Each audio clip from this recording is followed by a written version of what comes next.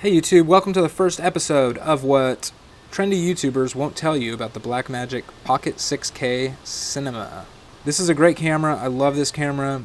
The video quality is absolutely amazing. There's really not much you can say about the video quality. It rivals very expensive cameras like Red Dragons, Red Monstros. You can go ahead and check out videos where they actually compare it, and it's almost identical.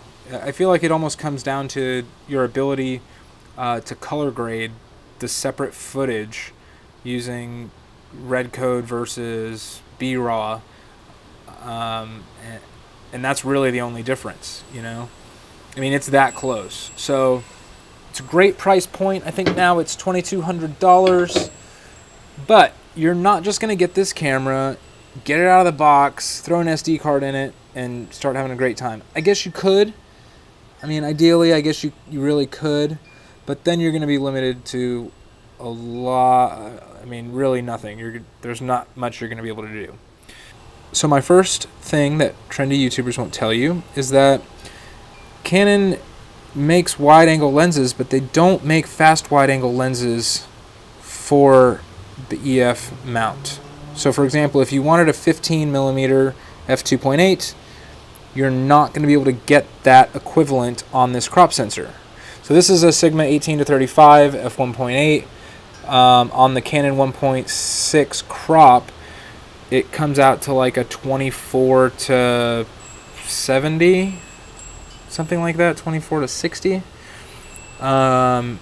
It's a great lens. I love this lens. It pairs perfectly with this camera. I use it on every single shoot. But you're not going to be able to find something super wide to get those cool, maybe gimbal wide shots like this 15-30mm Tamron f2.8.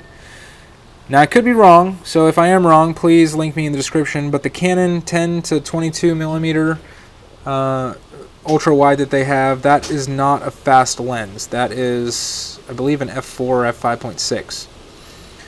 Now, number two, storage, right? This camera does not let you shoot B-RAW 4K. Not at this point. So if you want to shoot B-RAW, your options are 6K, 5.7K, which is cropped, and then 2.7K. You're not going to be able to shoot 4K in B-RAW. You can shoot 4K in ProRes. And who wants this camera to shoot ProRes? Honestly, that's kind of stupid. This camera is meant for B-RAW. B-RAW, it's a codec that I've built a love-hate relationship with. It's really good in a lot of ways, but I don't like the way that Blackmagic sort of bakes in some of the dynamic range and settings like that.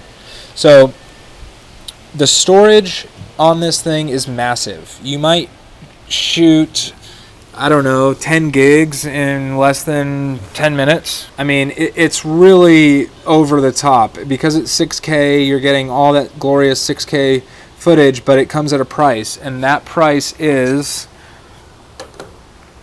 That's a 1TB drive. That's a 1TB drive. That's a 1TB drive. These are 500. No, wait, there's more. Now, if I'm doing a shoot where it's just a one-camera shoot, and it might be an all-day shoot where I'm getting B-roll and setting up a few interview shots, I will probably be okay with 2, maybe a 500 as a backup. So you're talking about 2 terabytes, and that's maybe. Like, I'm being really conservative here. That's maybe. That's like if I really plan my shots out well, and I'm being really conservative with the filming button, and just really getting the exact shots that I need. That would probably be okay. But if you're talking about 2 of these, let's say you're setting up 2 for an hour-long interview or a 2-hour-long interview segment, this won't cut it. This will definitely not cut it. You will need more, right? And don't start going on the SD cards and the CFs, because those things are just outrageously expensive. Where's the port? It's on this side, which is kind of a pain in the neck to get to with the cage on. So these are your best options, right? They're pretty cheap. The terabyte ones can get up to like $250, but this is the way to go with media. Now, the other thing to shooting with these is that now you need a place to take your 2.5 terabytes from one day of shooting and storing that. And I'm not even talking about a place to store it that you can actually work on it from.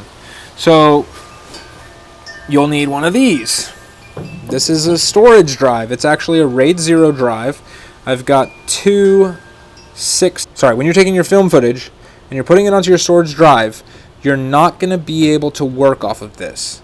If you're trying to export color-graded 6K footage from a RAID 0 drive, it's not going to work.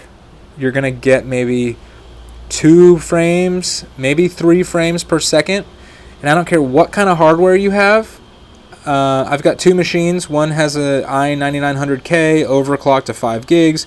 I've got a 2080 water-cooled GTX NVIDIA graphics card. I've got all the NVMe SATA RAIDs and all of that. It doesn't matter because I'm not storing the footage there. So I'm storing it on here, which is probably the most economical way to get large volumes of storage. Now remember, this is 12 terabytes. So we just shot 2.5 terabytes. So do you see the problem with this? I mean, you almost literally need like some kind of a data center to store all of this stuff, because it becomes really intensive on your computer storage and on your hardware to shoot with this camera.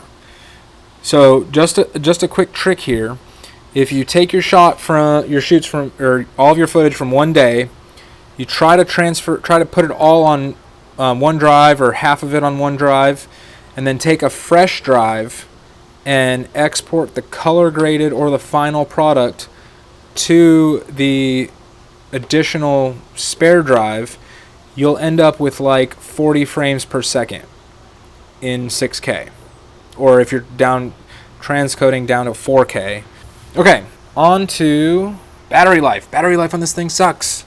You're not going to be able to use a million Canon LP6 batteries to power this thing all day. And if you could, you're not going to want to sit there and swap them out. That sucks. That really sucks. So what you need is a DTAP battery.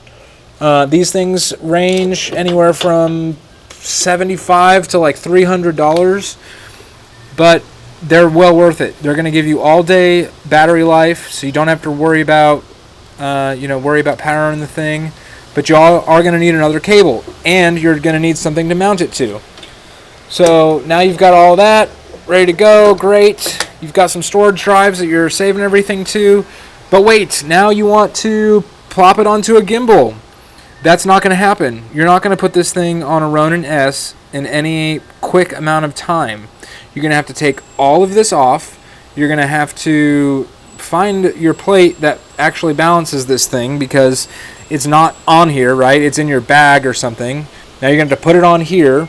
Then, now let's say you did get this thing balanced on your Ronin S.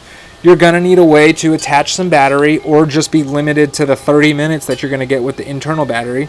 But let's say that you just stick with the internal battery. You still need a place to mount your storage, unless you want to be limited to the 20 minutes that you're going to have, maybe with the SD card, that you're then going to have to take and somehow offload an SD card that's not nearly as fast as an SSD onto your computer. It just becomes a nightmare. So, great, you've got your Ronin S. You need other attachments for batteries, right? You need maybe another plate. Then you can shoot with a gimbal. And I think lastly is a second monitor. You need a second monitor for this thing. You don't always need it when you're shooting on a gimbal, but when you're doing interview stuff, it's really hard to just always walk around the camera and look, and then go back and adjust your lights, adjust the subject, then say stay right there, then come back around and look at the screen. Like some of the options where they can attach a flip-up screen, that really helps. I might look at doing that for some of mine here. But yeah, so don't expect to get the Pocket 6K cinema camera and just start shooting with it. Although those trendy YouTubers would really like you to believe that, it's not that simple. So anyway, I hope this helped some of y'all. Hope it wasn't too long. Let me know what you think in the comments.